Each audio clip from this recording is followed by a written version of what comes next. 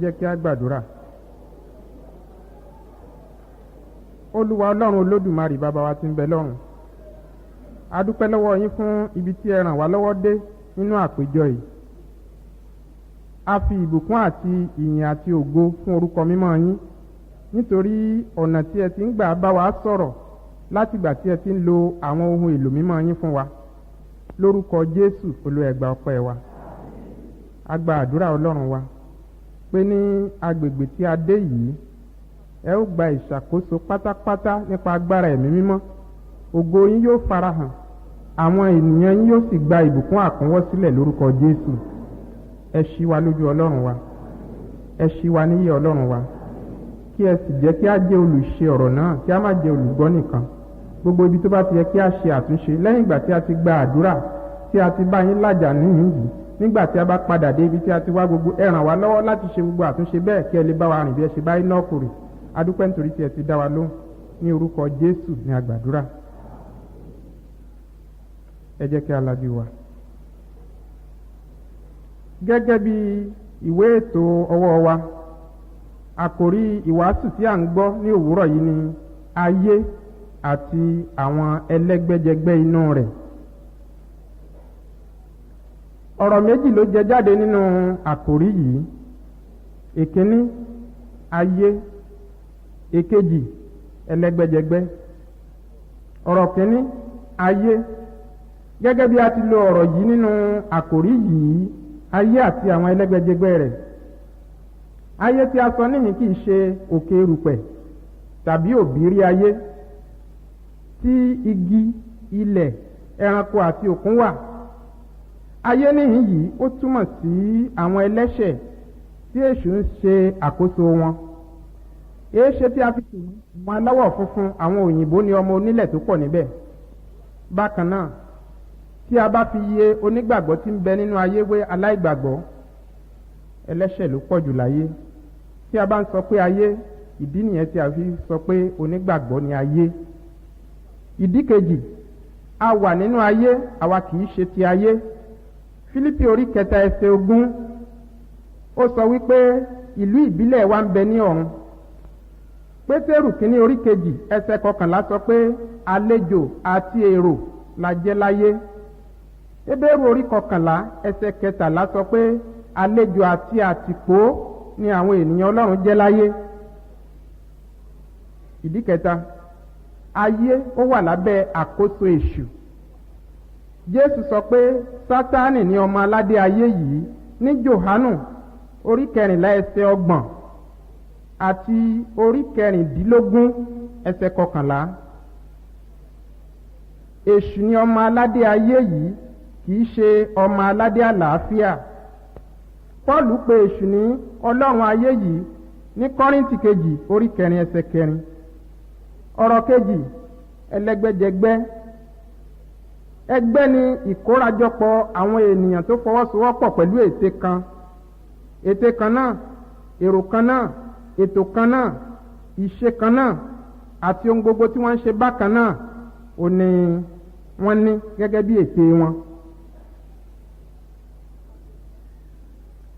Àkòrí lẹ́ẹ̀kan sí ayé àti àwọn ẹlẹ́gbẹ́jẹgbẹ́ inú rẹ̀. Jòhánù kínní orí 2, mo kà láti ẹsẹ̀ 15 sí ẹsẹ̀ 17. Jòhánù kínní orí 2 láti ẹsẹ̀ 15.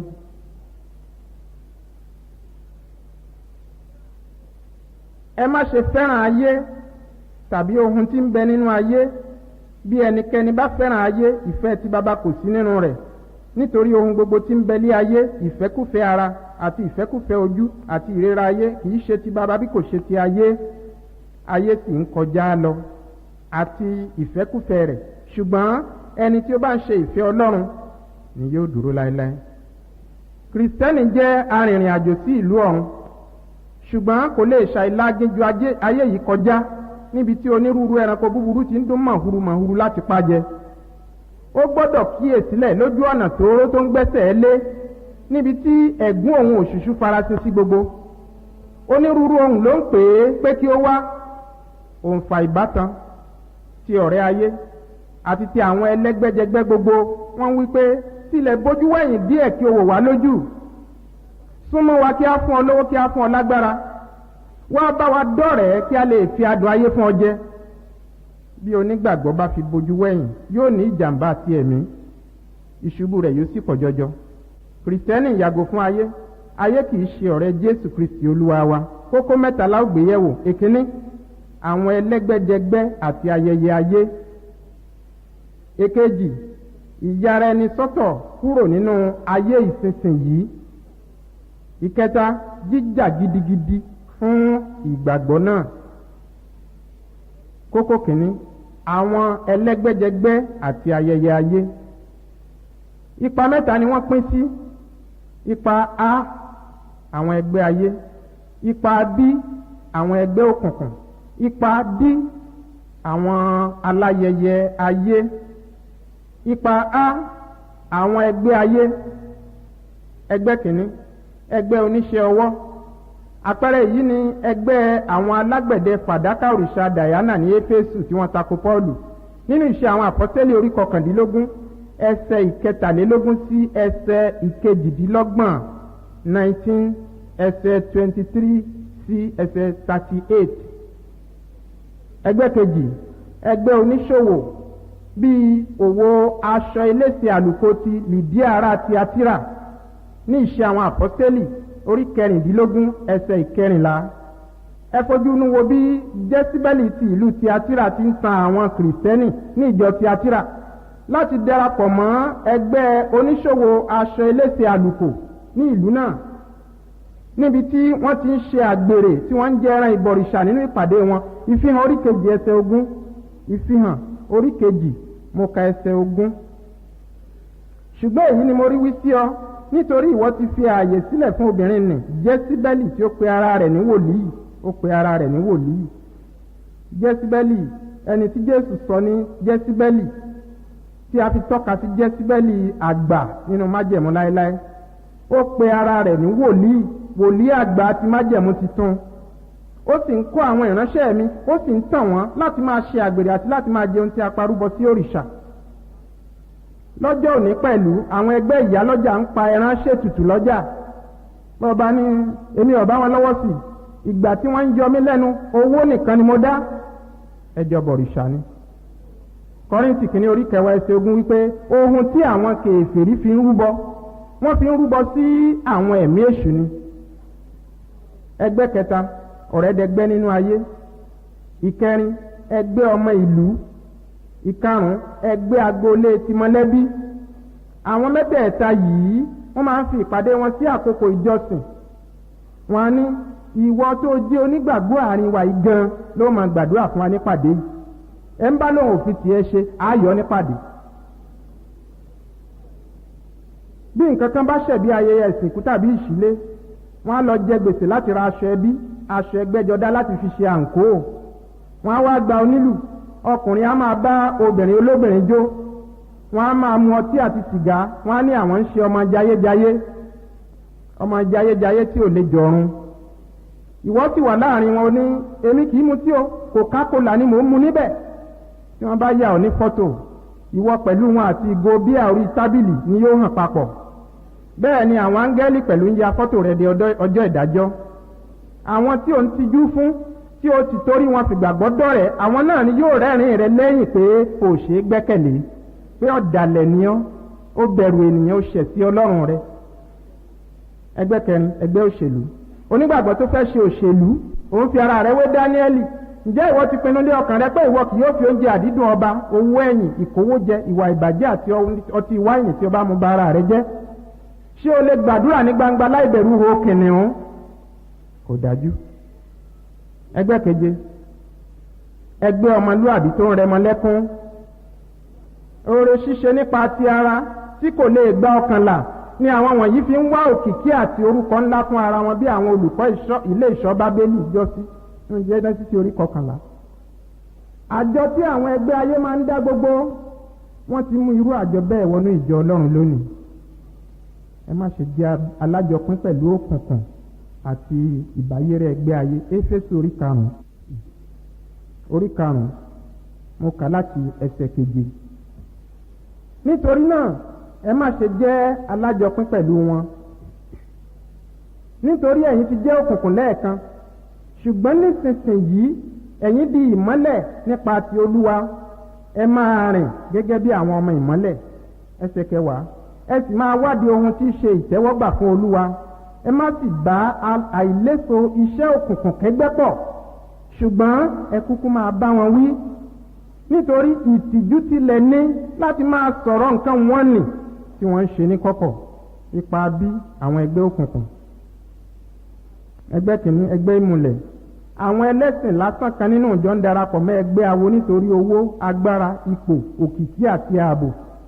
Bẹ́ẹ̀ wọ́n sì ń ṣẹ̀sìn o. Ẹ̀sìn láì nígbàlà á máa fi ní ṣẹ̀sìn. Sátánì àti tún gun onítọ̀hún lẹ́ṣin. Ìkìlọ̀ Deuteronomy orí 18 láti ẹsẹ̀ 9 sí ẹsẹ̀ 13. Deuteronomy orí 18 orí 18. Mo kà á láti ẹsẹ̀ 9. Nígbàtí ìwọ bá dé ilẹ̀ náà tí Olúwa Ọlọ́run rẹ fi fún ọ, kí ìwọ kí ó má ṣe kọ́ àti ṣe bí ìwà ìríra àwọn orílẹ̀-èdè wọn nì. Kí a má ṣe rí nínú yín ẹnìkan tí mú ọmọ rẹ̀ ọkùnrin tàbí ọmọ rẹ̀ obìnrin la iná já, tàbí tí ń fọ àfọ̀ṣẹ, tàbí alákìíyèsí ìgbà àwòràwọ̀, a ní ọ̀ṣà wà tẹ́lẹ̀wọ́ rẹ̀, tàbí aṣèfàyà alálùpàyídà, tàbí àjẹ́. Kí làjẹ́ wá dé náà jọ? Tàbí atújú, tàbí abá ìwọ̀n ìgbìmọ̀, tàbí oṣó, tàbí abókúlò. Ó ní ẹ̀yin kò gbọdọ̀ jẹ́ kí àjẹ́ kó wà láàyè. Ẹsẹ̀ 12. Nítorí pé gbogbo àwọn tí ń ṣe nǹkan wọ̀nyí ìríra ni sí Olúwa, àti nítorí ìríra wọ̀nyí ni Olúwa Ọlọ́run rẹ ṣe lé wọn jáde kúrò níwájú rẹ, kí ìwọ kí ó pé lọ́dọ̀ Olúwa Ọlọ́run rẹ. Èkejì, àṣà ìbílẹ̀, ètùtù àti orò. Wọ́n á ní ohun tó wù kó wàásù, ìgbàgbọ́ ò ní káwọn má ṣòro, àwọn yóò ṣòro lé àwọn. Èyí ni ìwà sí àwọn ará Júdà nílẹ̀ ìgbèkùn Egypt lẹ́ẹ̀kejì. Jeremiah orí 40 44. Jeremiah orí 40 ẹsẹ̀ 1. Ọ̀rọ̀ tí ó tọ́ Jeremiah wá fún gbogbo àwọn ará Júdà tí ń gbé ilẹ̀ Egypt láti ẹsẹ̀ 14. Wọ́n sọ fún Jeremiah, wọ́n ní ọ̀rọ̀ tí ìwọ sọ fún wa ní orúkọ Olúwa àwa kì yóò fetí sí tirẹ̀. Lóòótọ́ ó sọ̀rọ̀ fún àwọn ọ̀sọ̀rọ̀ ara rẹ̀, ọ̀rọ̀ tó sọ fún ọ̀rọ̀ Ọlọ́run ni, orúkọ Olúwa ló sì fi sọ, ṣùgbọ́n àwa kì yóò fetí sí tirẹ̀.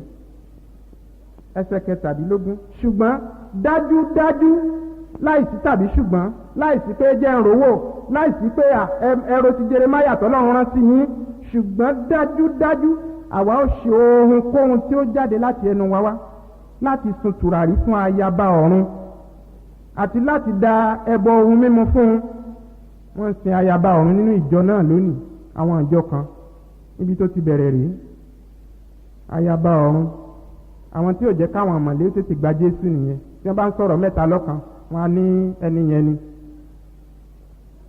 Sísun tùràrí fún ayaba ọ̀run àti láti da ẹbọ ohun mímu fún, gẹ́gẹ́ bí àwa ti ṣe, àwa àti àwọn bàbá wa, àwọn ọba wa àti àwọn ìjòyè wa ní ìlú Júdà àti ní ìta Jerúsálẹ́mù. Nígbà náà ni àwa ní oúnjẹ púpọ̀, a sì ṣe rere, a kò sì rí ibi. Àwọn èèyàn máa ń sọ wípé ibi tí àwọn èèyàn bá pọ̀ sí, ó ní ó yẹ kéèyàn tẹ̀ sí. Jeremiah nìkan ṣoṣo ló wà nínú yìí. Wọ́n sì ń júwe bí àwọn bàbá wọn, àwọn àjòyè, àwọn ará Júdà gbogbo wọn bí wọ́n ṣe ń bọ̀rìṣà. Ṣùgbọ́n Jeremiah ó tẹ̀síwájú láti wàásù fún wọn. Ìkẹta, àṣà àtọwọ́dọ́wọ́ àwọn bàbá. Wọ́n ní ẹ jẹ́ á padà sí àṣà ìbílẹ̀ àwọn bàbá wa. Ṣé ijó ìbílẹ̀ oníhòòhò àbí ká pànìyàn bọ̀rìṣà òní wọ́n fẹ́ padà sí? Àbí àṣà àtọwọ́dọ́wọ́ tó díbàjẹ́? Máàkù orí 7 ẹsẹ̀ 3 àti ẹsẹ̀ 9. Máàkù orí 7 mo kà láti ẹsẹ̀ 3. Nítorí àwọn Farisí àti gbogbo àwọn Júù bí wọn kò bá wẹ ọwọ́ wọn gidigidi wọn kì í jẹun, nítorí tí wọ́n ń pa òfin àtọwọ́dọ́wọ́ àwọn àgbà mọ́. Ẹsẹ̀ 9 ó sì wí fún wọn pé lóòótọ́ lé ẹ̀yin kọ òfin Ọlọ́run sílẹ̀ kí ẹ̀yin tí ó lè pa òfin àtọwọ́dọ́wọ́ ti yín mọ́. Ìkẹrin, ìmọ̀ ìjìnlẹ̀ àti ohun ìṣẹ̀ǹbáyé. Kólósè orí kejì ẹsẹ̀ kẹjọ. Kólósè orí kejì mo ka ẹsẹ̀ kẹjọ.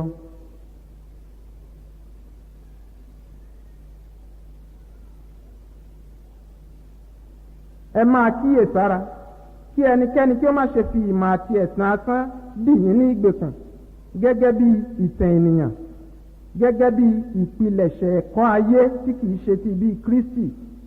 Ẹ máa kíyèsára kí wọ́n má ṣe fi ìmọ̀ àti ẹ̀sán asán, ìmọ̀ ìjìnlẹ̀ àti ohun ìṣẹ̀ǹbáyé. Ìmọ̀ ìjìnlẹ̀ dára, ṣùgbọ́n nígbà téèyàn bá gbé mọ́ ìjìnlẹ̀ wọ ọ̀rọ̀ Ọlọ́run nínú ṣọ́ọ̀ṣì, ó ti di nǹkan mìíràn. Ìkarùn-ún, àjọ̀dún ọdọọdún tí kò sí nínú májẹ̀mú tuntun, ẹsẹ̀ 16. Nítorí náà ẹ má ṣe jẹ́ kí ẹnikẹ́ni máa ṣe ìdájọ́ yín ní ti jíjẹ tàbí ní ti mímu tàbí ní ti ọjọ́ àsè tàbí oṣù titun tàbí ọjọ́ ìsinmi, àwọn tí í ṣe òjìji ohun tí ń bọ̀, ṣùgbọ́n Kristi lé ara. Ìkẹfà, sísin áńgẹ́lì àti jíjúbà ogun ọ̀run, ẹsẹ̀ 18. Ẹ má ṣe jẹ́ kí ẹnikẹ́ni fi àdábọwọ́ ìrẹ̀lẹ̀ àti bíbọ àwọn áńgẹ́lì lọ èrè yín gbà lọ́wọ́ yín. Ẹni tí ń dúró lórí nǹkan wọ̀nnì tí ó ti rí, tí ó ń ti ipa èrò rẹ̀ ní ti ara ṣe féfé asán.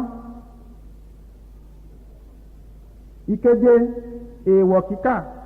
Má ṣe jókòó lórí odó, má ṣe fẹ̀yìntì bójò bá ń rọ̀. Mo kà látẹsẹ̀ 20. Bí ẹ̀yin bá ti kú pẹ̀lú Kristi kúrò nínú ìpilẹ̀ṣẹ̀ ayé, èéha ti ṣe tí ẹ̀yin fi ń tẹríba fún òfin bí ẹni pé ẹ̀yin wà nínú ayé. Má ṣe fọwọ́ kan, má ṣe tọ́wọ́, má ṣe fọwọ́ bà. Gbogbo èyí tí yóò ti pa lílò run gẹ́gẹ́ bí òfin àti ẹ̀kọ́ ènìyàn. Àwọn nǹkan tí ó ní àfarawé ọgbọ́n ní tòótọ́ ní àdábọwọ́ ìsìn àti ìrẹ̀lẹ̀ àti ìpọ́n ara lójú, ṣùgbọ́n tí kò ní èrè hàn nínú fún ìfẹ́kúfẹ́ ara. Ìkẹjọ, yíyá èrè fún ìbejì. Lẹ́fítíkù orí 19 ẹsẹ̀ 4, 19:4. Lẹ́fítíkù orí 19. Mo ka ẹsẹ̀ 4 rẹ̀. Yíyá èrè fún ìbejì. Ẹ má ṣe yí padà sí èrè, bẹ́ẹ̀ ni kí ẹ̀yin má sì ṣe òrìṣà dídà fún ara yín. Èmi lè Olúwa Ọlọ́run yín. Ìkẹsàn, sísin gbẹ́rẹ́. Ẹsẹ̀ 28. 28. Ẹ̀yin kò gbọdọ̀ sín gbẹ́rẹ́ kan sí ara yín nítorí òkú, bẹ́ẹ̀ ni ẹ̀yin kò gbọdọ̀ kọ àmì kan sí ara yín. Èmi lè Olúwa. Ipa bí àwọn aláyẹyẹ ayé. Èkíní, ìgbéyàwó. Dítarónómì orí 7 ẹsẹ̀ 3 àti 4. Ó tako fífẹ́ aláìgbàgbọ́. Ọ̀rọ̀ Ọlọ́run tako kíkóbìnrin jọ. Ṣíṣe àṣerége nínú ayẹyẹ ìgbéyàwó ó jẹ́ ìbáyérẹ́. Jẹ́nẹ́sísì orí 24 fi àpẹẹrẹ ìlànà ìgbéyàwó rere lélẹ̀. Ìwọ jẹ gbèsè nítorí àti ṣèyàwó. Ayẹyẹ ọjọ́ kan ṣoṣo parí ẹkú ọwọ́ ebi. Ìkejì, ìsọmọlórúkọ àti ayẹyẹ ọjọ́ ìbí. A ti fún Jésù àti Jòhánù Bátísì lórúkọ kí a tó bí wọn. Hánà kò pé eléré láti kó Sámúẹ́lì jáde bó tilẹ̀ jẹ́ pé àfàdúrà bí ọmọ iṣẹ́ ìyanu ni. Ọkùnrin kan wà ní ìlú Ìbàdàn, wọ́n ròyìn pé ọjọ́ tí ìyá rẹ̀ alówó ńlé tí ó ń ṣe ìkómọjáde ọmọkùnrin yìí, ó náyìn mìrìn bàbá owó. Ó pe eléré, àwọn aláìní sì ń kú lọ fún ebi lẹ́gbẹ̀ẹ́ wọn. Ọlọ́rọ̀ tinú ayé ìsinsìnyí. Báyìí ni wọ́n yan nǹkan lé ọmọ rẹ̀ lára. Ọmọ yìí ya wèrè di òní olónìí bí mo ti ń wí. Ìwọ wá ní wọ́n bá jẹ́ mi ni Bíbélì ti wípé kò sí ohun ìjà tí a ṣe sí mi tí yóò pa mí lára. Yóò pọ̀ nítàn lára, bọ́ bá ti ṣàṣerége yóò pa lára. Àwọn kan ṣe ọjọ́ ìbí lónìí. Ọjọ́ atán ọbí sínú ìjọba Ọlọ́run kò ṣe pàtàkì bí ọjọ́ tí a bí ọ sínú ayé búburú. Ó wá ní o fẹ́ rántí ọjọ́ okó ṣàwòròjọ́. Àwítọ́ fi kásẹ̀tì orin Deeper Life tí àwọn èèyàn wá ń jó. Ta ló sọ fún ọ pé torí ọjọ́ ọ̀bí làwọn ẹgbẹ́ akọrin ṣe fún wa lórí ìyìn rere? Ìkẹta, ìṣílé. Dítarónómì orí 20 ẹsẹ̀ 5. Ìṣílé. Dítarónómì orí 20 ẹsẹ̀ 5. Kí àwọn olórí ogun kí ó sọ fún àwọn ènìyàn pé ọkùnrin wo ni ó kọ́ ilé tuntun tí kò tí ì kó sí i? Kíkó sí i kìí ṣe jíjó sí i. Ọkùnrin wo ni ó kọ́ ilé tí kò tí ì kó sí i? Kìí ṣe lílùlù sí i. Ìkẹrin, ìsìnkú àti pípa ẹ̀yìn òkú dà. Númérì orí 23 ẹsẹ̀ 19 sọ pé Áárónì jẹ́ ẹni 100 ọdún kí ó tó kú.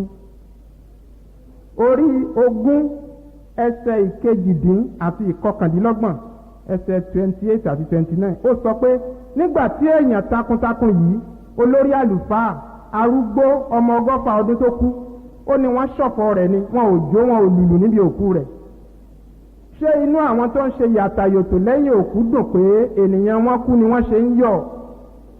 Wọ́n ń dámútò láyé, òkú wọn ń kérora ní ọ̀run àpáàdì.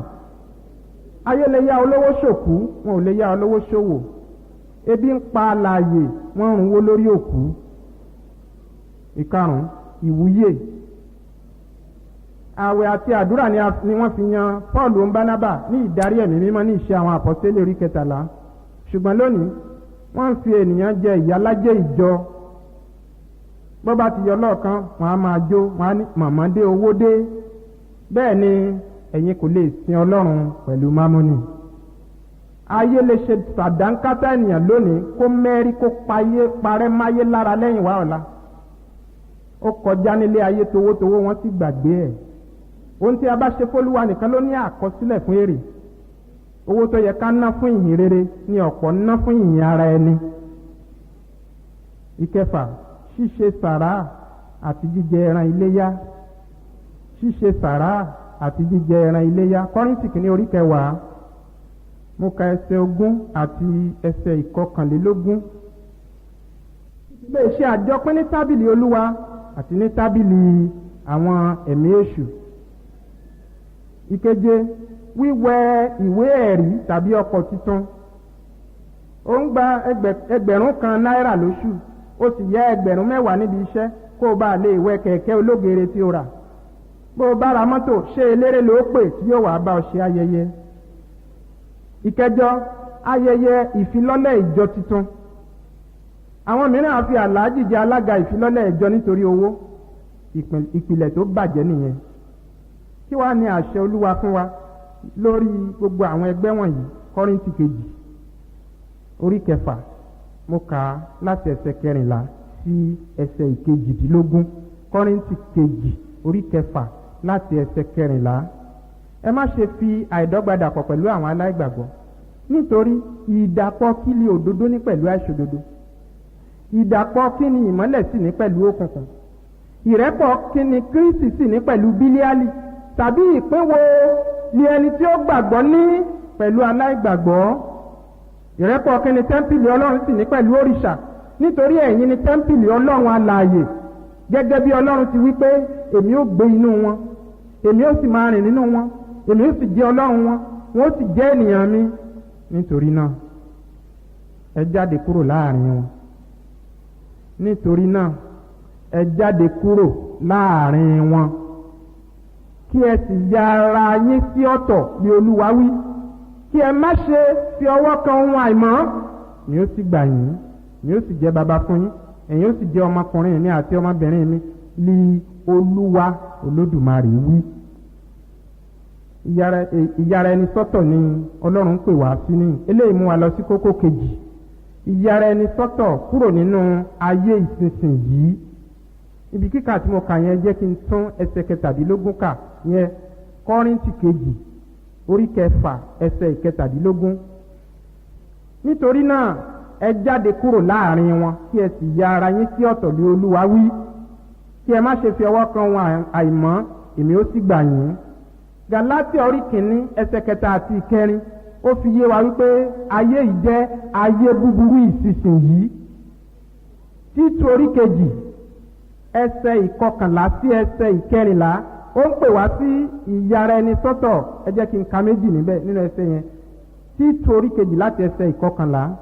Nítorí oore ọ̀fẹ́ Ọlọ́run tí mú ìgbàlà fún gbogbo ènìyàn wá ti farahàn, ó ń kọ́ wa pé kí a sẹ́ àìwà bí Ọlọ́run àti ìfẹ́kúfẹ̀ẹ́ ayé, kí a sì máa wà ní àìrékọjá nínú ìwọṣọ, nínú ẹni tá ń bá rìn, nínú ẹni tá ń yàn lọ́rẹ̀ẹ́, nírúurú ẹgbẹ́ tá ń kó, kí a máa wà ní àìrékọjá ní òdodo àti ní ìwà bíi Ọlọ́run ní ayé ìgbà tí ń bọ̀. Ayé ìsinsìnyí ìṣọ̀rọ̀ pé gbà bá dọ̀run bíi tàwọn áńgẹ́lì àwa náà ó di mímọ́ ànímọ́ kẹ́gbẹ́kẹ́gbẹ́ mọ́. Ní ayé ìsinsìnyí, Pétérù kìíní orí kejì ẹsẹ̀ ìkọkànlá àti ẹsẹ̀ ìkejìlá pẹ̀lú ó sọ fún wa nípa ìyára ẹni sọ́tọ̀. Pétérù kìíní orí kejì mo kà láti ẹsẹ̀ kọkànlá. Olùfẹ́, mo bẹ̀ yín bí àlejò àti èrò láti fàtẹ́yìn kúrò nínú ìfẹ́kúfẹ̀ẹ́ ara tí ń bá ọkàn jagun, kí ìwà yín láàrin àwọn kèfèrí kí ó dára, pé bí wọ́n ti ń sọ̀rọ̀ yín bí olùṣe búburú nípa iṣẹ́ rere yín, kí wọ́n máa kíyèsí, kí wọ́n kí ó lè máa yan Ọlọ́run lógo lé ọjọ́ ìbẹ̀wò. Pétérù kejì orí kìíní ẹsẹ̀ ìkẹrin sọ pé ìbàjẹ́ ń bẹ nínú ayé nípa ìfẹ́kúfẹ̀ẹ́. Ìyẹn Pétérù kejì orí kìíní ẹsẹ̀ kẹrin. Orí kejì rẹ̀ ẹsẹ̀ 20 sí ẹsẹ̀ 21 ó sọ fún wa wípé lẹ́yìn ìgbèyàn bá ti yọ kúrò nínú èérí ayé tán, tó bá tún wá fi ara kó ìgbẹ̀yìn ń tàn aburú ju ìṣáájú lọ, torí a ṣẹ́gun ẹ̀. Òwe òtítọ́ ni àwa ṣẹ mọ́ onítọ̀hún lára wípé ajá tún padà sí ebi rẹ̀, àti ẹlẹ́dẹ̀ tí a ti wẹ̀ mọ́ sínú àfọ̀ nínú ẹ̀rẹ̀. Jákọ́bù orí kẹrin ẹsẹ̀ kẹrin. Jákọ́bù orí kẹrin ẹsẹ̀ kẹrin.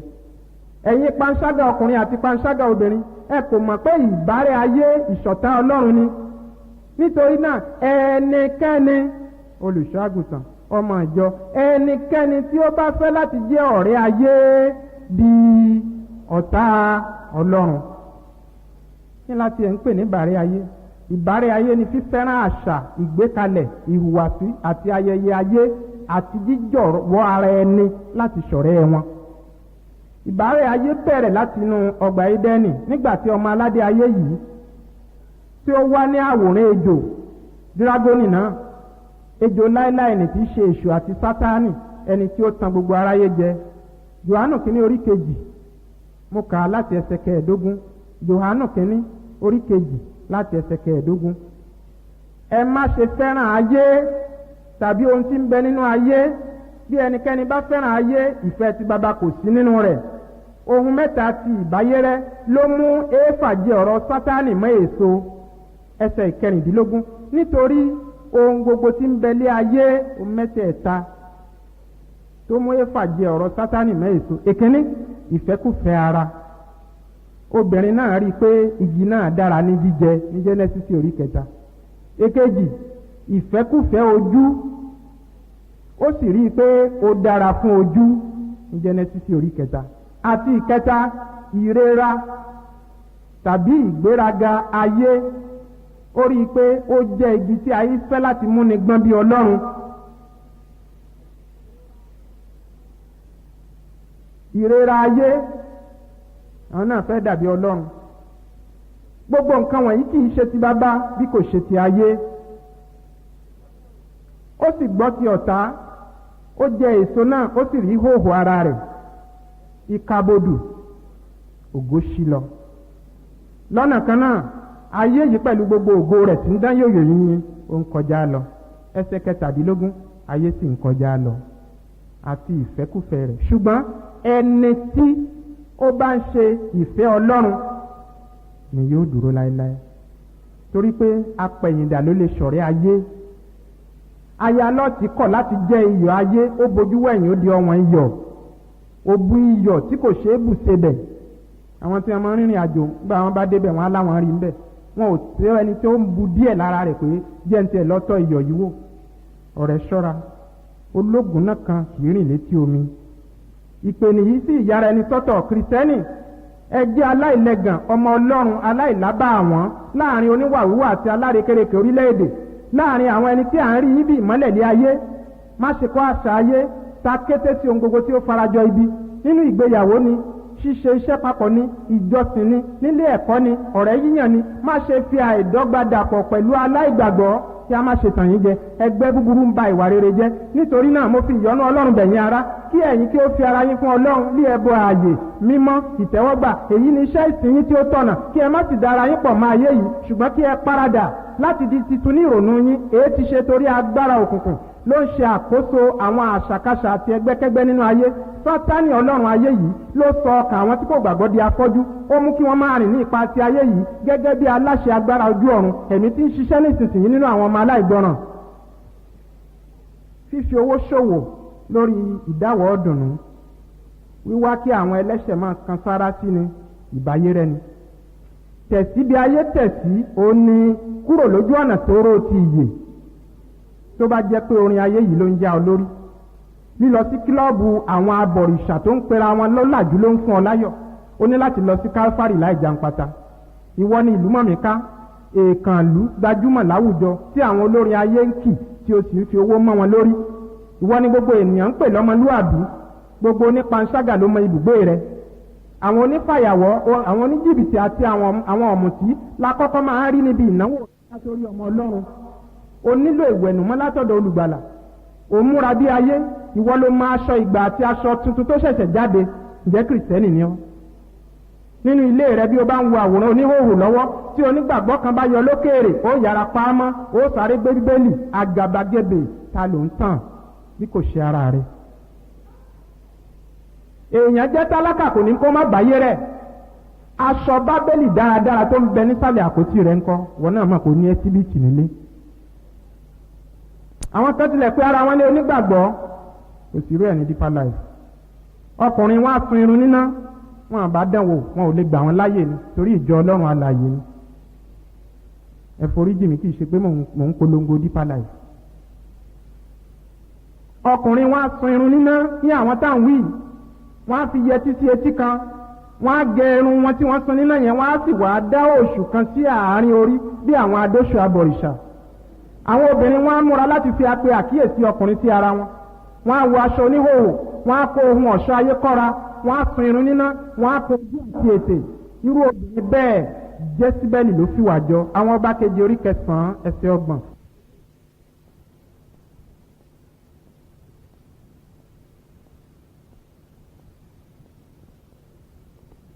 Àwọn Ọba kejì orí 9 ẹsẹ̀ 30, ẹsẹ̀ 30.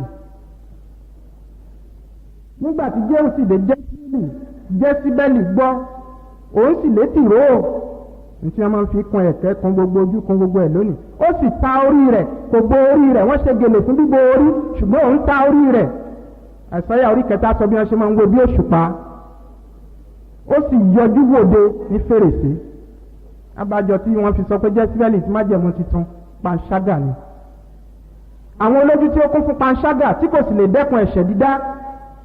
Obìnrin wọn á wọ ṣòkòtò bí ọkùnrin. Dítarónómì orí 22 ẹsẹ̀ 5, Dítarónómì 22 ẹsẹ̀ 5. Obìnrin kò gbọdọ̀ mú ohun tí í ṣe tí ọkùnrin wọ̀. Bẹ́ẹ̀ ni ọkùnrin kò gbọdọ̀ mú aṣọ obìnrin wọ̀, nítorí pé gbogbo ẹni tí ó bá ṣe bẹ́ẹ̀ ìríra ni wọ́n sí Olúwa Ọlọ́run rẹ̀. Ní ìgbà láíláí, àwọn obìnrin tó máa ń bọ Mars, òrìṣà ogun, ó ní wọ́n máa ń wọ aṣọ ọkùnrin. Bẹ́ẹ̀ ni àwọn ọkùnrin tí wọ́n ń bọ Venus, òrìṣà ìfẹ́, tí wọ́n máa ń wọ aṣọ obìnrin. A tilẹ̀ gbọ́ sí àwọn ọkùnrin tó ń bọ Ṣàngó ní ilẹ̀ Yorùbá, tí wọ́n á múra bí obìnrin, tí wọ́n á di irun wọn. Èwo ni ti àwọn ọ̀dọ́mọbìnrin ìgbàlódé tó ń wọ ṣòkòtò lọ sí ṣọ́ọ̀ṣì, tí wọ́n sì wà ní ẹgbẹ́ akọrin ìjọ mìíràn. Gbogbo àwọn tí ó ń ṣe bẹ́ẹ̀ ìríra ni wọ́n sí Olúwa Ọlọ́run rẹ̀. Ṣùgbọ́n a kò fi Kristi kọ́ yín bẹ́ẹ̀.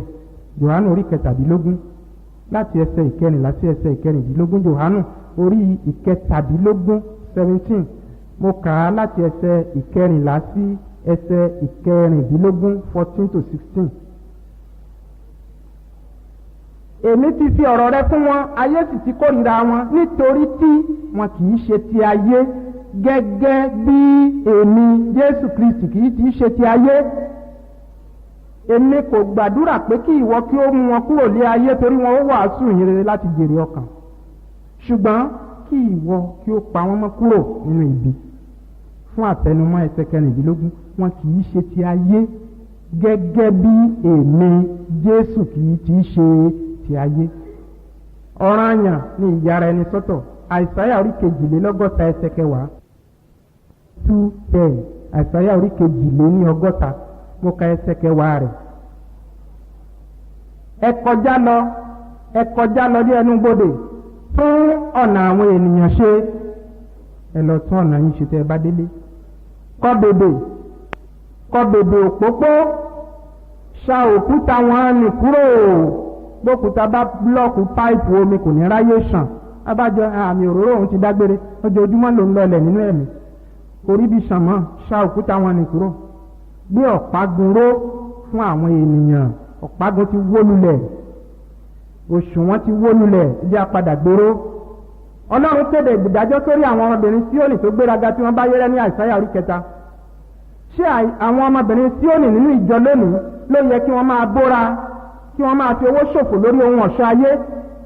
a kò mọ ọmọbìnrin Síónì yàtọ̀ sí ọmọbìnrin Íjíbítì mọ́, nígbà tó jẹ́ pé gbogbo ajá, gbogbo Jẹ́síbẹ́lì, gbogbo Dẹ̀lílà, gbogbo Júdásì Ìsíkáríọ́tì, gbogbo Símónì Oṣónà ló ń pariwo mo ti dàtúnbí. ó ti di àṣà òde òní, ẹni tó gbé ọtí lọ́wọ́ nínú ife náà ní òun ti di àtúnbí.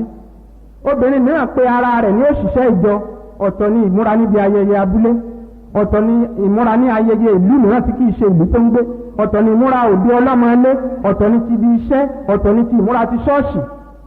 ọmọbìnrin Síónì ló ayẹ kí a bá ní àpèjẹ ijó alẹ́. ọmọkùnrin Síónì ló ayẹ kí a bá nídìí ọpọ́n ayò níbi tí wọ́n ti ń sọ̀rọ̀ ìdìbàjẹ́ jáde sí ara wọn. ẹnìkan tó pera rẹ̀ ní kírísítẹ́nì lọ sí ilé ijó, ó bá pàdé ẹnìkan bẹ́ẹ̀, ó bá ní kó jẹ́ káwọn jọjó. èrò ọkàn rẹ̀ sì ni pé bóun bá délé ijó òun lè wàásù ìyìn rere fún un. níbi wọ́n ti ń jó tóun àtẹni ẹnìyẹn ti ń jó, ó níyẹn wá ń kíyèsí pé mẹsẹ̀ ẹjọ́ yìí gbé dáadáa, àbí kìrìsìtẹ́nì ni ọ́? ó ní kìrìsìtẹ́nì lòun. ó ní kí ló à ń ṣe ní? ó tilẹ̀ tó àwọn joyèjoyè lónìí, wọ́n á ní wọ́n ń ṣe ìsìn oyè aṣípa tí wọ́n fi díákónì ìjọ kan jẹ. gbogbo àwọn ìsáǹsà ní ṣọ́ọ̀ṣì yóò wà rọ́wá sí ṣọ́ọ̀ṣì lọ́jọ́ náà, kí díákónì aṣípa kó lè bá a mọ̀ pé àwọn fẹ́ràn òun, kó bá a lè ná fún wọn nínú owó rẹ̀. kí ni a tilẹ̀ sọ ìjọ Ọlọ́run dà gan-an? bí náà ìjọ òde òní ó ti jáde lọ láti wo àwọn ọmọbìnrin ìlú náà, ṣé kéèmù ọmọ Hámórì ti bà á jẹ́. ó sì orí 7, mo kà láti ẹsẹ̀ 8 sí ẹsẹ̀ 11. Hósíà orí 7, mo bẹ̀rẹ̀ sí kà láti ẹsẹ̀ 8. Éfrémù ó ń ti dá ara rẹ̀ pọ̀ mọ́ àwọn ènìyàn náà. Éfrémù ni àkàrà tí kò yí padà, kò wúlò fún nǹkan kan.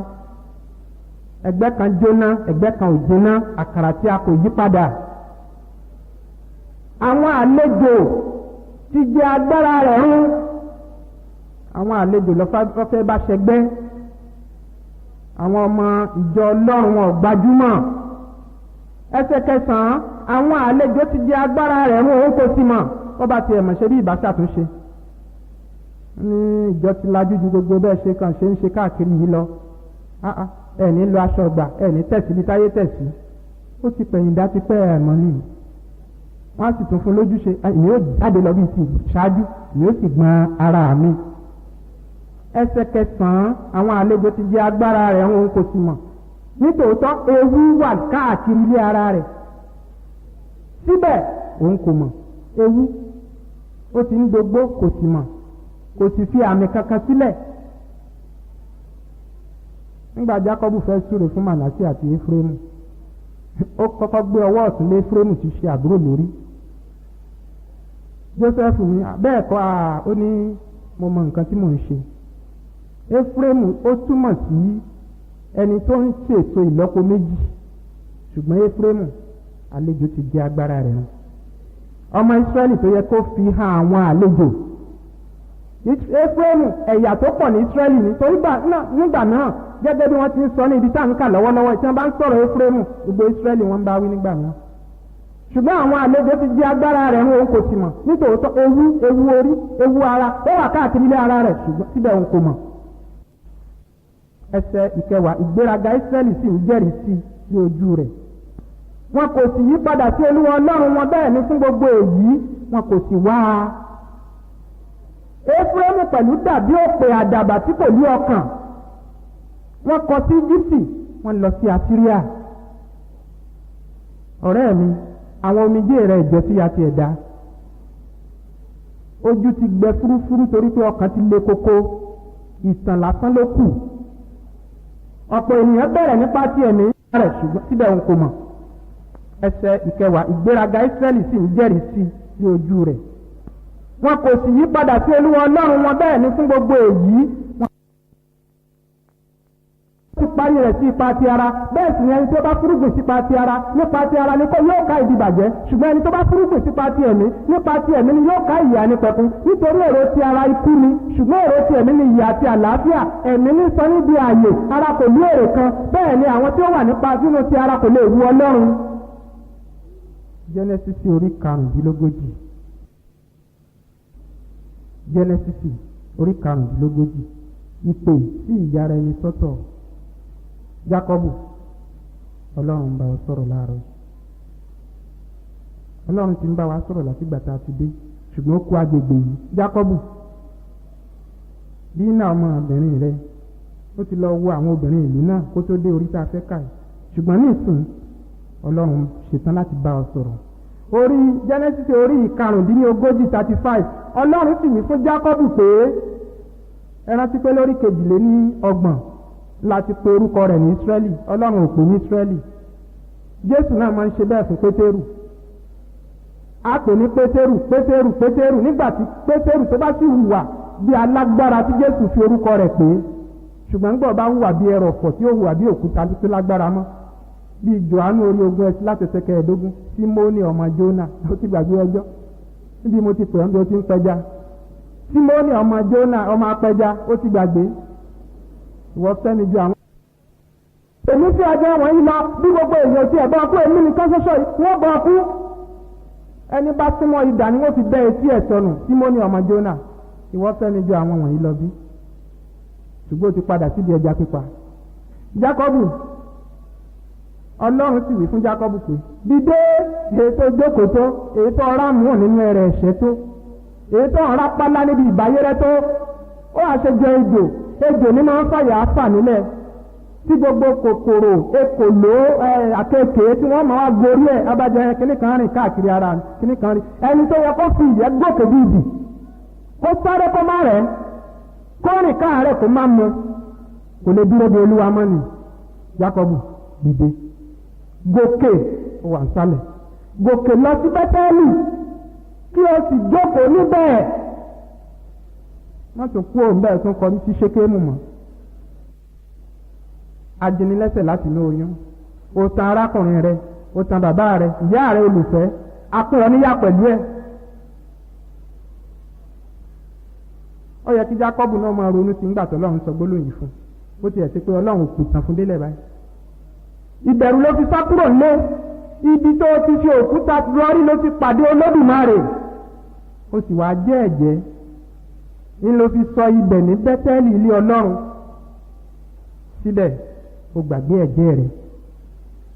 Ọba lábá nípàdé ẹni tó jù ọ lọ nípa ìwà ìtànjẹ. Rántí ibi táyé rẹ̀ ti yí padà. Níjọ́sí tí bàbá rẹ̀ Ísáàkì béèrè pé ta ni odímọ̀ ní? Èmi ń sọ mi.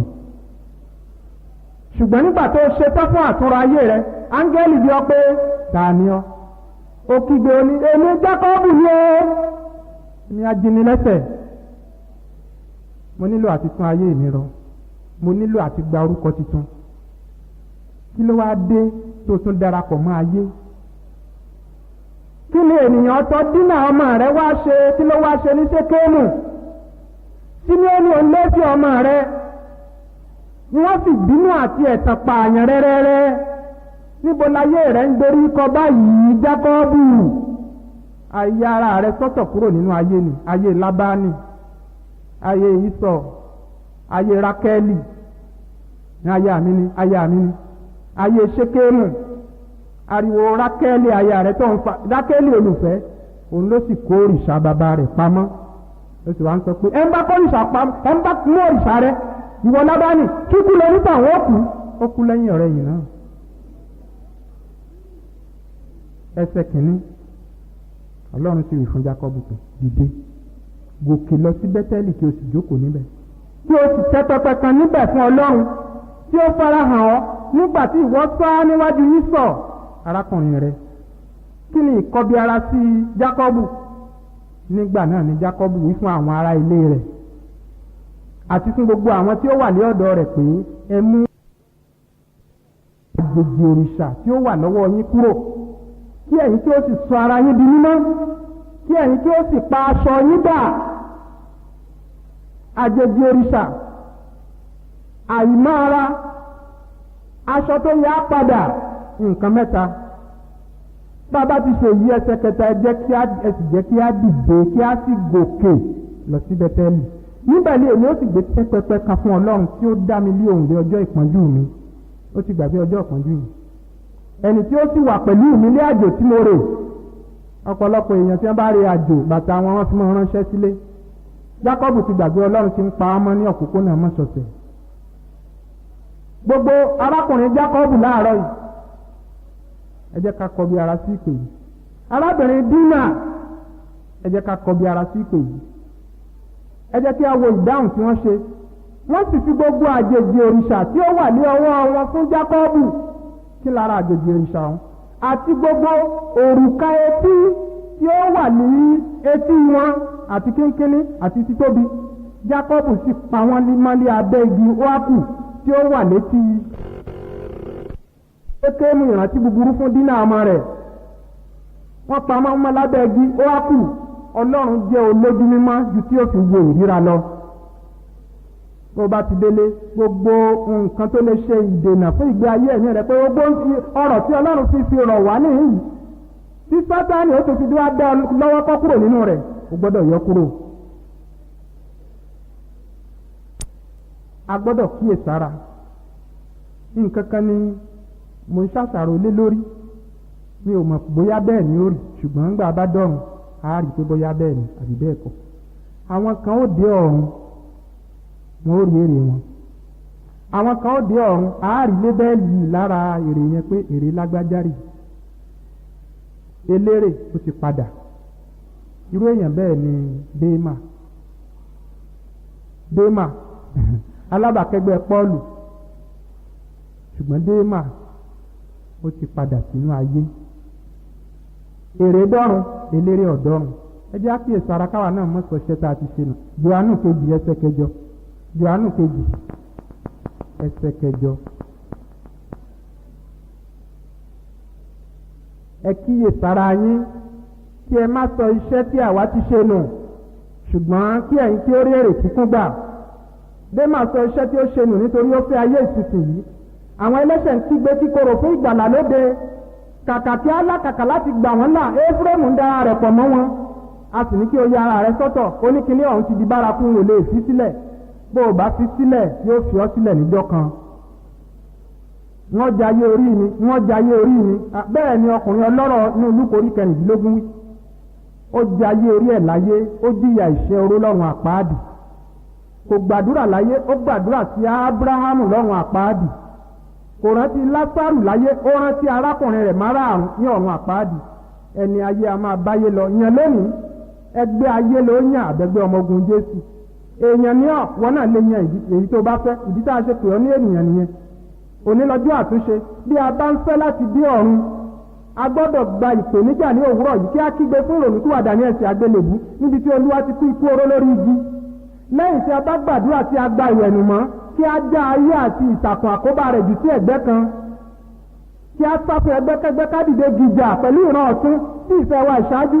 Kí a sì wà síborí ìgbàlà, àmùrè òtítọ́, ìgbàyà òdodo, bàtà ìyìnrere, àpáta ìgbàgbọ́, idà ti ẹ̀mí ti ọ̀rọ̀ náà àti àdúrà. Bí ọmọ ogun Kristi tòótọ́, kí a sì pọ̀wọ́pọ̀ ní ìṣọ̀kan láti jà gidigidi fún ìgbàgbọ́ náà tí a fi lé àwọn ènìyàn mímọ́ lọ́wọ́ lẹ́ẹ̀kan ṣoṣo. Ẹ jẹ́ ká sáré lọ sí kókó kẹta, jíjà gidigidi fún ìgbàgbọ́ náà. Júdà ẹsẹ̀ kẹta. Olùfẹ́, nígbà tí mo fi àìsinmi gbogbo kọ̀wé sí yín ní ti ìgbàlà tí ṣe ti gbogbo ènìyàn, n kò gbọ́dọ̀ ṣàìmá kọ̀wé sí kí n sì gbà yín níyànjú láti máa jà gidigidi fún ìgbàgbọ́ tí a ti fi lé àwọn ènìyàn mímọ́ lọ́wọ́ lẹ́ẹ̀kan ṣoṣo. Torí pé Jésù sọ ní Mátíù 11:12 pé láti ìgbọ́jọ́ Jòhánù Baptist ní ìjọba ọ̀run ti bí ìfẹ́ agbára wọ̀, àwọn alágbára ní sì fi ipá gbà á.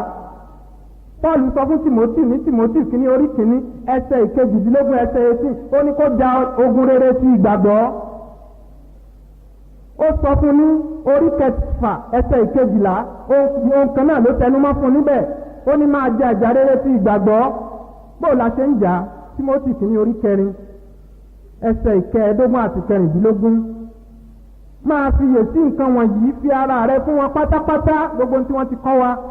Kí ìlọsíwájú kìí ṣe ìtẹsẹ̀ dúró sójú kan ṣoṣo bí adágún omi, kìí ṣe ìpadà sẹ́yìn kọ́kọ́ ò tó rí fáàsì kò tó padà sẹ́yìn, yóò kọ́kọ́ tẹsẹ̀ dúró náà, kò sí lọ síwájú mọ́. Ọláre iwájú ló yẹ ká máa jẹ́ láti sìsì lọ. Kí ìlọsíwájú rẹ tó lè hàn gbangba fún gbogbo ènìyàn, máa ṣe ìtọ́jú ara rẹ. Níbi o ti ń ṣètọ́jú àwọn ẹlòmí, tó ti ń ṣèbẹ̀wò, tó ti ń wàásù, máa ṣe ìtọ́jú ara rẹ àti ẹ̀kọ́ rẹ. Máa dúró láì yẹsẹ̀ nínú nǹkan wọ̀nyí, nítorí ní ṣíṣe èyí wọ́n gba ara rẹ àti àwọn tí ń gbọ́ ọ̀rọ̀ rẹ là. Tímótì kejì orí 4.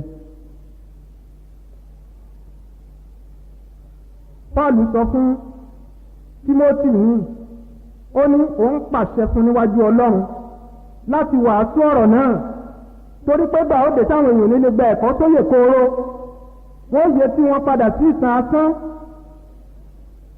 Ìwé èyí tí wọ́n ń wò nínú tẹlifíṣàn, ó ní ṣùgbọ́n lẹ́sẹ̀ 5 máa ṣe pẹ̀lẹ́ nínú ohun gbogbo, máa farada ìpọ́njú, ṣe iṣẹ́ evangelist, ṣe iṣẹ́ ìránṣẹ́ rẹ̀ láṣẹ pé èé ti ṣe nítorí àfihàn rúbọ nísinsìnyí àti lọ mi sì súnmọ́ etílé.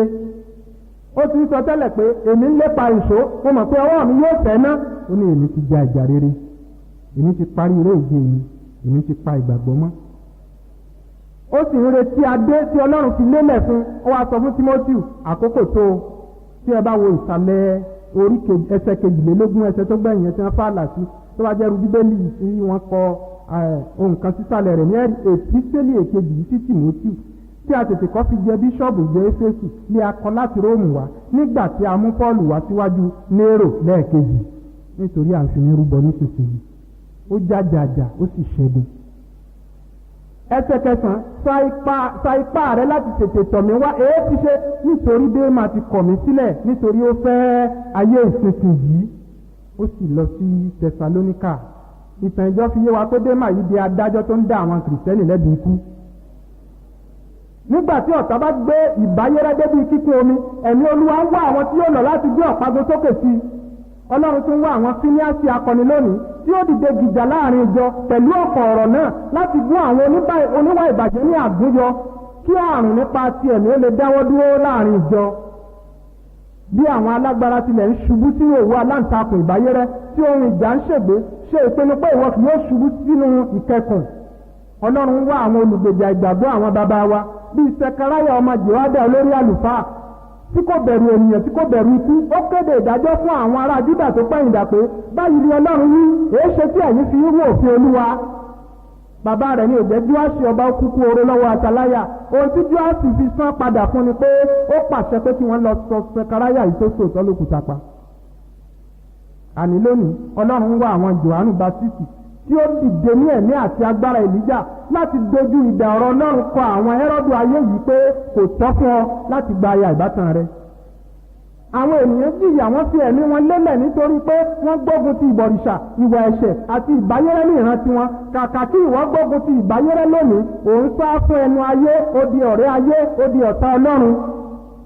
Ní ìran àrékèrèkè yìí, ìjọ ti wọnú ayé, ayé ti wọnú ìjọ. Báwo ló ṣe ṣẹlẹ̀? Sátánì rí i pé bí wọ́n ṣe ń sun àwọn Kìrìsìtẹ́nì ajẹ́rìíkú níná, tí wọ́n ń pa wọ́n bí ẹni pẹran nítorí ìgbàgbọ́ ayé wọn ìjọsí, ó mú kí ogunlọ́gbọ̀ ọkàn tó ń wò wọ́n bí wọ́n ti ń kọrin lọ sọ́run, ó mú kí wọ́n yí padà. Ó bá da àbádète mìíràn, ó da ẹ̀mí ìbáyéré àti ìgbòjègé sínú ayé. Kí àwọn onígbàgbọ́ ọmọ ogun Kristi kí wọ́n lè dá ohun ìjagun wọn sílẹ̀, kí wọ́n sì kọ́ ayé mọ́ra. Láyé àtijọ́, onígbàgbọ́ ni wọ́n máa ń kó sí làásìgbò tí wọ́n fi ń ṣe ẹlẹ́yà, tí aráyé sì ń pé wò. Hébérù orí 10 láti ẹsẹ̀ 22. Hébérù orí 10 láti ẹsẹ̀ 22. Ṣùgbọ́n ẹ rántí ọjọ́ ìṣáájú nínú èyí tí nígbà tí a ti ṣí yín lójú, ẹ fi ara da wàhálà ńlá sí ìjìyà.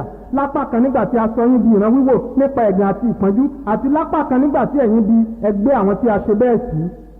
Orí 11 pẹ̀lú ó sọ fún wa láti ẹsẹ̀ 19 sí 22, láti ẹsẹ̀ 35 sí 38. ohun tí a fojú wọn rí, aṣọ wọn lókúta, afàyàn rẹ wọn méjì, adán wọn wò, àfidàpá wọn, wọ́n rìn káàkiri nínú awọ àgùntàn àti nínú awọ ewúrẹ́, wọ́n di aláìní, olùpọ́njú, ẹni tí à ń dá lóró, àwọn ẹni tí ayé kò yẹ fún. Àwọn ẹni tí ayé kò yẹ fún, wọ́n rìn kiri nínú aṣálẹ̀ àti lórí òkè àti nínú ihò àti ní abẹ́ ilẹ̀. Irúgbé ayé tí wọ́n gbé nìyí. Ìfihàn orí kejì ẹsẹ̀ kẹwàá àti kẹtàlá ẹ̀kọ́ sílẹ̀. Agbẹ́hùn ibòmí Sátánì ó fi àpótí rẹ̀ jókòó sí àárín wọn. Jésù sì ṣèlérí fún wọn ní ẹsẹ̀ 11. Ikú kan ń bẹ, Ọlọ́run ò ní jẹ́ ká kú. Ìtàn ìjọ sọ pé Jòhánù olùfẹ́ tó wàásù ẹ má ṣe fẹ́ràn ayé ni wọ́n gbá mú, tí wọ́n tàkìtì sínú epo gbígbóná tó ti gbá. Agbára epo gbígbóná kò ràn án, wọ́n yọ jáde. Wọ́n lọ jáde sí erékùṣù Pásmò níbi àlọ́ òde. Ó sì bẹ̀rẹ̀ sí rí ìfihàn Olúwa níbẹ̀. Ìpèníjà nìyí, sá fún ìbáyé rẹ, wàásù takò, jà gidigidi fún ìgbàgbọ́ náà. Kó tó di ìgbà àkókò Martin Luther, Girolamo Savonarola ní ọdún 1452 sí ọdún 1498 lẹ́yìn ikú Olúwa wa, ará Italy, ó wàásù takò ìbáyé rẹ. Wọ́n gbà mú, wọ́n gbé jù sẹ́wọ̀n. Wọ́n dá lóró kíkankíkan, wọ́n fojú ẹ̀ gbolẹ̀, wọ́n sì sún níná. Balthasar Hubmaier 1450 sí ọdún 1528 ní Germany, ó wàásù tako ìjọ Róòmù tó bá yẹrẹ. Aya rẹ̀ fún ní ìṣírí, ó ní ọkọ mi máa tẹ̀síwájú, máa wàásù òtítọ́. Wọ́n bá gbá Balthasar mú ní Vienna, wọ́n sì dá lẹ́bi ikú. Ní ọjọ́ 10 oṣù kẹta ọdún 1528 wọ́n so mọ́gi, wọ́n sì dáná sun jóná. Ó kú láì níbojì.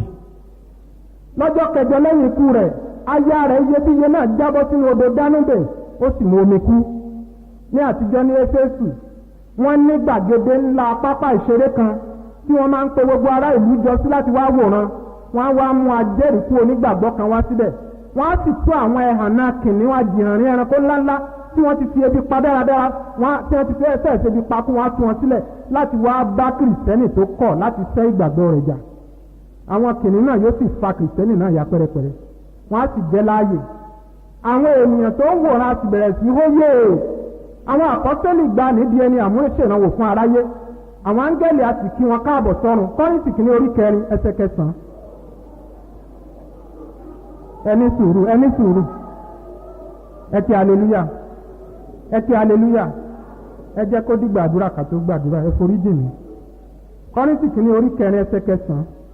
Nítorí pé mo rò pé Ọlọ́run ti yan àwọn àpọ́sítélì kẹ́yìn bí àwọn ẹni tí a dá lẹ́bi ikú. Nítorí a ti fi wá ṣe ìrànwọ́ fún ayé àti fún áńgẹ́lì àti fún ènìyàn. Ignatius, bíṣọ́ọ̀bù ìjọ Antioch, ní ọdún 45 sí ọdún 780 lẹ́yìn ikú Olúwa wa AD 35 to 107, ọ̀rẹ́ Jòhánù olùfẹ́ ni. Ó wàásù tako ìbáyérẹ́. Ó ní ó tẹ́mi lọ́rùn kí n kú fún Kristi ju àtijọba lórí gbogbo ayé lọ. Wọ́n ní ó sì kú fún Kristi rẹ̀ hàn. Wọ́n bá jù sí àwọn kìnìún táwọn yìí. Kìnìún sì jẹ Ignatius láàyè. Polycarp AD 69 sí 155, ọmọ ẹ̀yìn Jòhánù olùfẹ́ ni. Wọ́n gbà mú níbi tí wọ́n ti gbà mú, ó kọ lẹ́tà sáwọn ará Fílípì. Ó ní síbẹ̀síbẹ̀ o, ìfẹ́ owó ní gbogbo. Ó tako lásìkò ìgbà yóò ti di arúgbó kùjọ́kùjọ́, wọn ò ti ẹ̀ fún ọjọ́ orí ẹ̀wò. Wọ́n sì gbá bàbá àgbà yìí mú, wọ́n dá lẹ́bi ikú. Wọ́n ní kí ó fẹ́ Jésù.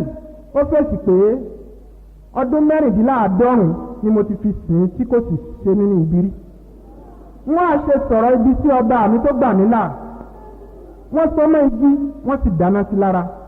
Níná bá ń jó, iná ń jó, Polycarp ọmọdé náà. Ẹ kí hallelujah. Wọ́n bá tú kúrò lára rẹ̀, wọ́n sì fi idà bẹ́ lórí. Wọ́n ṣẹ̀ṣẹ̀ wá sun òkú rẹ̀ níná, ìgbà yẹn ló ṣẹ̀ṣẹ̀ tó jóná. John Hus AD 1369 sí 1415, ó wàásù tako ìjọ tó bá yẹrẹ nígbà tirẹ̀. Wọ́n ṣe ẹjọ́ rẹ̀ láì gbààyè fún agbẹjọ́rò. Wọ́n dá lẹ́bi ikú. Wọ́n fi í sí ẹ̀wọ̀n oṣù 7. Wọ́n bá mú jáde, wọ́n dè mọ́ igi. Kí wọ́n tó dáná sí lára, ó ní nínú òtítọ́ ìhìnrere tí mo ti kọ́ ni tí mo wàásù rẹ̀ ni mò ń kú tinútinú àti tayọ̀tayọ̀ lónìí. Wọ́n bá dáná sí lára. Bí afẹ́fẹ́ tó ń fẹ́ láti adágún omi Bódẹ̀ ti fẹ́ iná mọ́ lára, tí ahọ́n náà sì gbé John Hus mi láàyè. Ajẹ́rìíkú Kristi yìí kọ orin kan. ó ní Jésù ọmọ Ọlọ́run alààyè ṣàánú fún mi. Ọjọ́ kan ń bọ̀ tí a rí John Hus, ọjọ́ kan ń bọ̀ tí ìpè ìkẹyìn yóò dé ya ní àdìlé ọ̀run láwọ̀ sọ́mọ̀ pé ẹ̀yin ọmọ Iléyá, ẹsẹ̀ tí a fi ń sílẹ̀ ìwàásù káàkiri lónìí ni a sì rìn ní ìfawúrà dídán. Bí a bá wọ ọwọ́ ọ̀tún a ó rí Séfánù, a ó ní ọgbẹ́ òkútajà. Jọ̀wọ́ níbo ni Énọ́ọ̀kù wà? Énọ́ọ̀kù náà yóò lè yọ lẹ́yìn wa, yóò wí pé èmi rèé.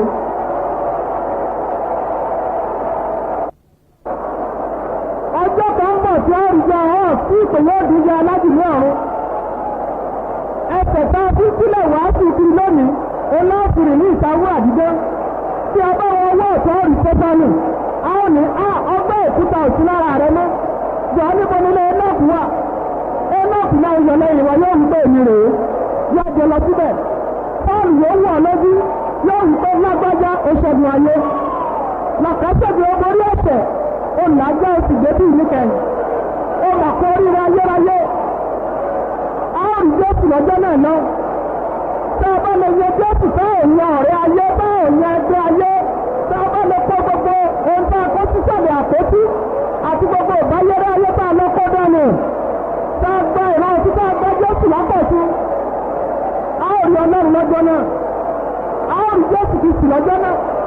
A ó rí ẹlẹ́dàá wa. Ẹni tó fojú rẹ̀ pamọ́ fún ẹ̀dá ènìyàn. A ó rí lọ́jọ́ náà. Kọ gbogbo ìbáyéré sílẹ̀ lórí. Gbogbo ìbáyé bẹ̀rẹ̀ tó rí ọmọ mọ́lẹ̀, já gbogbo àjàgà rẹ̀ kúrò. Ìtàkùn ẹgbẹ́ ayé àti àjàgà afẹ́fẹ́ yẹ̀yẹ̀ tó gbọ́ kọ́rùn tí ò ní jẹ́ orí Jésù Olúwa. Jásọ́nù, Sọ́ọ̀lù ni ọ̀nì àbí Dáfídì, Dèbórà ni ọ̀nì àbí Dèlílà, Énọ́ọ̀kù ni ọ̀nì àbí Mètúsẹ́là, Jósẹ́fù ni àbí Júdásì, Pọ́ọ̀lù ni àbí Démà. Má ṣe jẹ́ kí Sátánì fọyé gba ọ̀run lọ́wọ́ rẹ. Wọn náà ronú ìgbà tó ti kúrò ní Íjíbítì, ronú ìgbà tó ti kọ Íjíbítì sílẹ̀. Ọ̀pọ̀lọpọ̀ alágbára ló ti ṣubú sọ́wọ́ ayé ohun ìjà ṣègbè, wọ́n parẹ́ máyé lára. Wọ́n bẹ ẹni tó sì gbàgbọ́ pìtẹ́ lónìí, gbàdúrà àkókò ọmọ ṣe dàbí Démà. Èrè Démà tẹ́rùn, Démà ọ̀dọ́rùn. Ronú kúrò àdàkọ́ ọgbà ìwọ̀n mẹ́jẹ Jésù níbi tí ìṣẹ̀kúpa ẹ̀jẹ̀ ti ń ṣàn èyí tó ń wọ níláwọ̀ ìmọ̀ ní Kásárì. Ikú Jésù lórí rẹ̀ gbọ́dọ̀ já sásá. Yára rẹ̀ gbà lọ́wọ́ ẹgbẹ́kẹ́gbẹ́ ayé tó ti mọ́ lómi. Yára rẹ̀ gbà lọ́wọ́ ìtàkùn tó ti kọ́ ọlọ́rọ̀ kalẹ̀. Ó sọ̀rọ̀ níbi ìpàdé ayé òní gbàdúrà mọ́. Agbára ti jòdànù tá mà ṣe. Gbàdúrà ìpàdé ayé tó ti lọ́wọ́ ti ju agbára rẹ̀ dànù. Wọ́n lè lẹ́sẹ̀ àgbélébùú kó tí bá tọ́ bá àwọn ọba. Ọba tó bá wí lónìí kó lè bá àdọ́rùn. Padà sí ìfẹ́ rẹ̀ ṣáájú. Apẹ̀yìndà ronúkúwàdà ìpele bí láàárọ̀ yìí. Gbàdúrà kó bá ẹlẹ́dàá rẹ̀ làjà ọ̀run dára. Gbàdúrà kó ó dé Jerúsálẹ́mù sọ̀rùn dandan.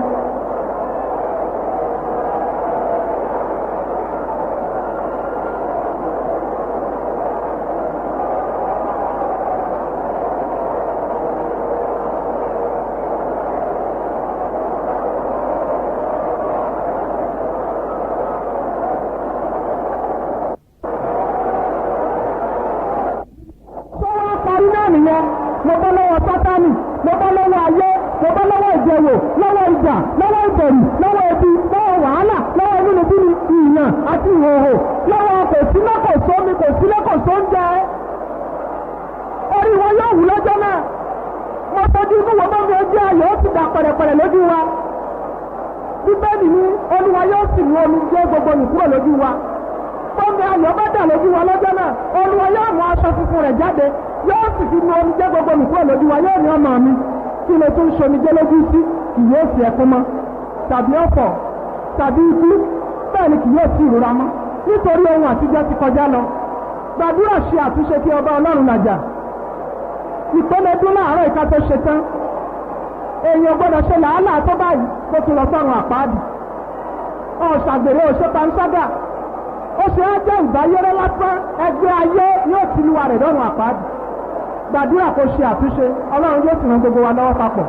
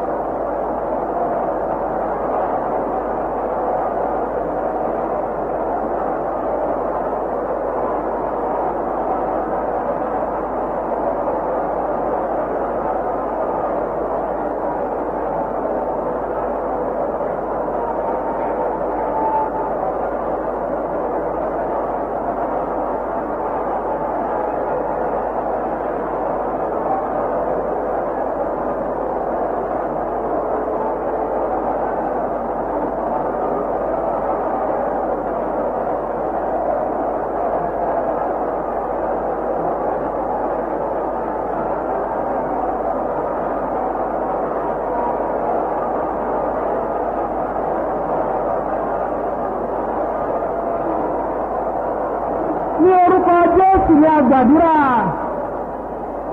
Ní orúkọ Jésù ni a gbàdúrà.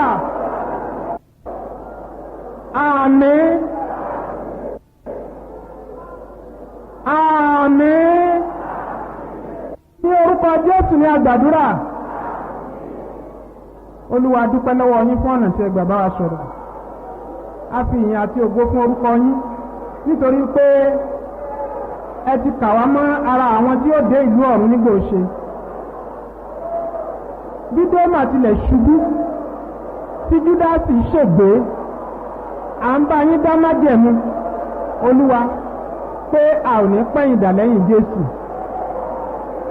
Ayé kò ní já wa gbà, ìbáyérẹ́ ò ní já wa gbà, ìbátan ò ní já wa gbà, àwọn ọkọ àwọn wáyà ò ní já wa gbà, ṣíṣe ìgbéyàwó kò ní já wa gbà, ìsọmọlórúkọ ò ní já wa gbà. Ẹ ràn wá lọ́wọ́ lórúkọ Jésù. Olúwa, afojú wo ọjọ́ náà tí a ó rí Ọlọ́run Bàbá, ẹni tó fojú rẹ̀ pamọ́ fún ẹ̀dá ènìyàn nítorí àrífín.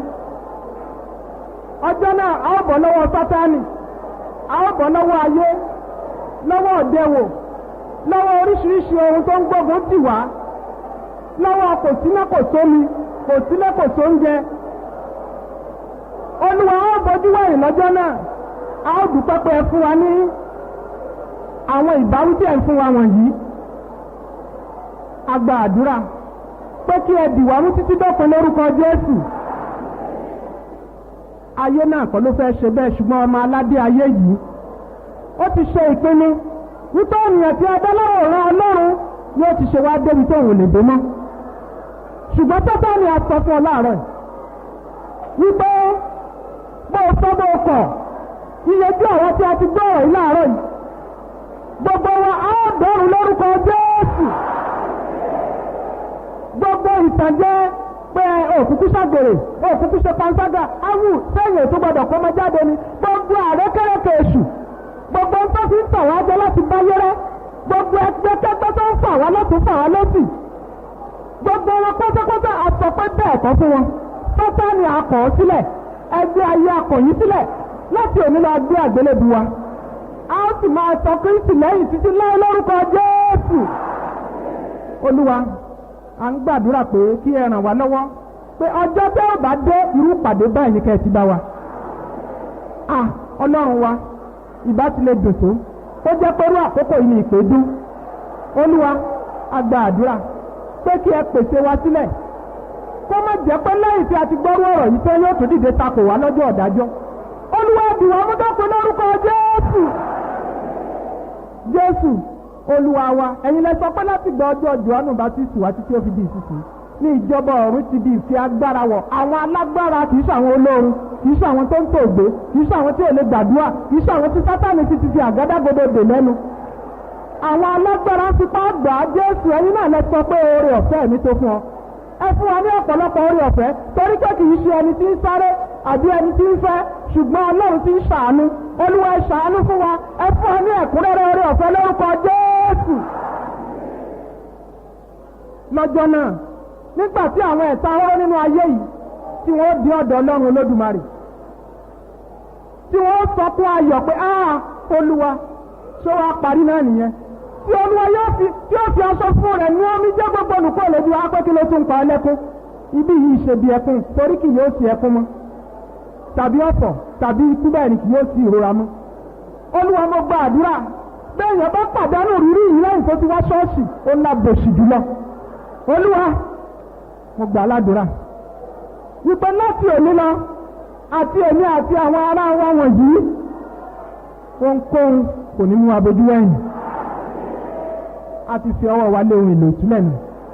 Láti òní lọ, ẹ ṣe wá ní ọ̀làríwájú, ẹ fún wa ní agbára láti gba ìpèníjà gbogbo bí sáà ti jókòó rẹ́rẹ́rẹ́. Iṣẹ́ tó yẹ ká ṣe fún wa lọ rẹ́rẹ́rẹ́, a ò ṣe é. Ọmọ mi náà ni, iṣẹ́ mi náà ni, owó mi náà ni, ilé mi náà ni. Ìgbà mélòó là ń sọ pé Jésù mi yìí náà ni? Abájọ tí wọn ò fi kórìíra wa bí wọ́n ṣe kórìíra Jésù. Ó ní èmi kì í ṣe ti ayé. Olúwa, mo gbàdúrà, ẹ dá ọgbà lọ́wọ́. Pọ́ọ̀lù ṣàfẹ́rí àti sin Ọlọ́run títí tí tó fi dójú ikú, ó ní èmi ti ja ìjà rere, èmi ti parí eré ìje mi, èmi ti pa ìgbàgbọ́ mọ́. Olúwa mo gba àdúrà ọjọ́ tí ẹ ó bá farahàn àbí bẹ́ẹ̀ bá parí bọ̀ yín sẹ́yìn, ọjọ́ tó bá ní ìní ìkẹyìn, ẹ fún wa ní ẹ̀rí rere wípé èmi ti ja ìjà rere, èmi ti parí eré ìje mi, èmi ti pa ìgbàgbọ́ mọ́. Láti òní lọ ẹ fún wa ní ìran láti sìn yín pẹ̀lú ẹ̀mí wa, pẹ̀lú ẹ̀jẹ̀ wa, pẹ̀lú owó wa, pẹ̀lú gbogbo tí a ní, tí Sátánì ó sọkún kíkorò, tí ọ̀run yóò sì yọ nítorí wa lórúkọ Jésù. A dúpẹ́ nítorí pé àrùn pẹ́ ti dáhùn, ní orúkọ Jésù ní a gbàdúrà.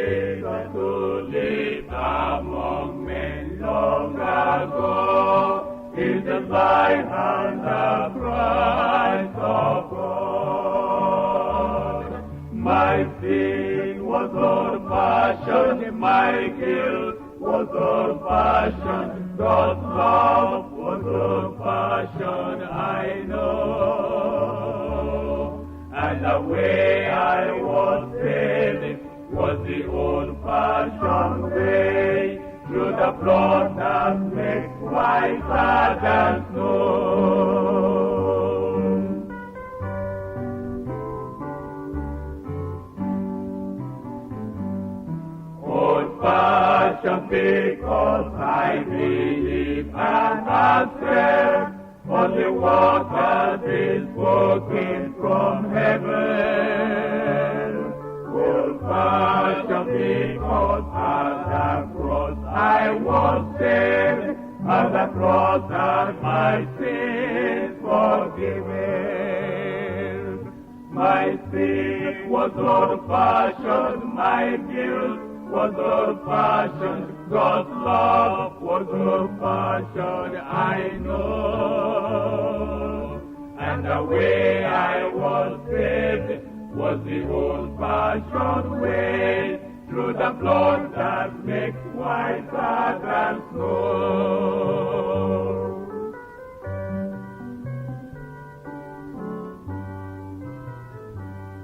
Old-fashioned because I am bound to do right, to walk in a straight narrow way. Because I have given my whole life to God, old-fashioned because I pray. My sin was old-fashioned, my guilt was old-fashioned, God's love was old-fashioned, I know. And the way I was saved was the old-fashioned way, through the blood that makes whiter than snow.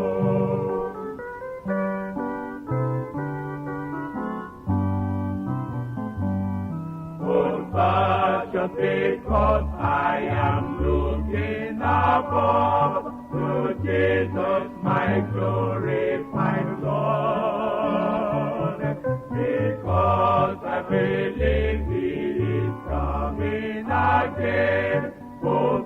daily His holy word.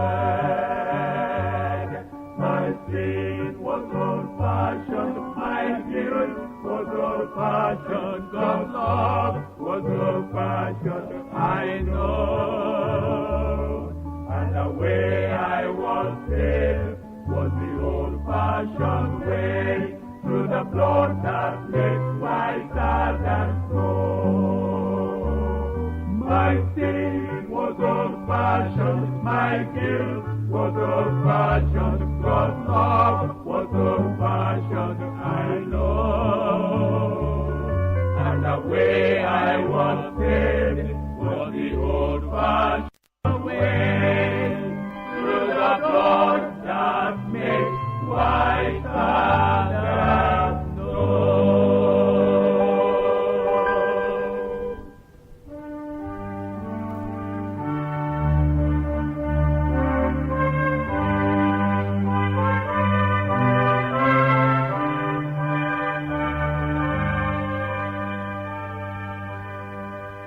Soon this life will all be over, and our pilgrimage will end. So we take our heavenly journey, we are gonna stay with friends. Heaven gates are standing open, where they saw our entrance there.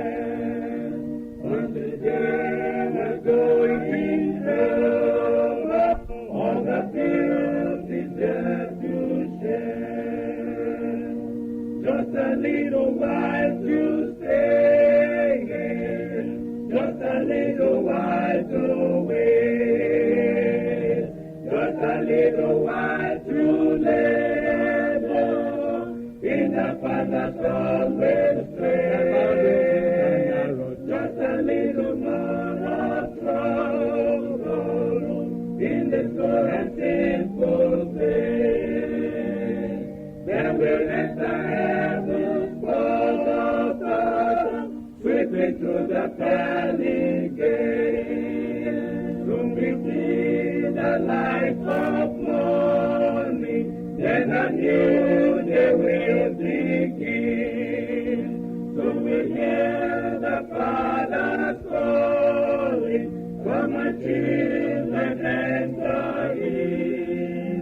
Then we'll hear a choir of angels singing out the victory song.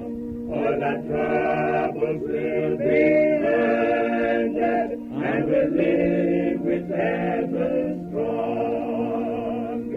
Just a little while to stay, just a little while to wait, just a little while to labor in the Father's always way. Just a little more of trouble in the slow and simple day. Then we'll enter heaven's paradise, sweeping through the pearly gate. Soon we'll meet again as loved ones, and we'll take them by the hand. Then we'll press them to our bosom, over in the promised land. Then we'll be at home forever, throughout all eternity. What a blessed, blessed morning, that eternal morning brings. Just a little while to stay here, just a little while to wait, just a little while to labor in the Father's always way. Just a little more of trouble in this poor and sinful day. Then we enter heaven for the sun, sweeping through the pearly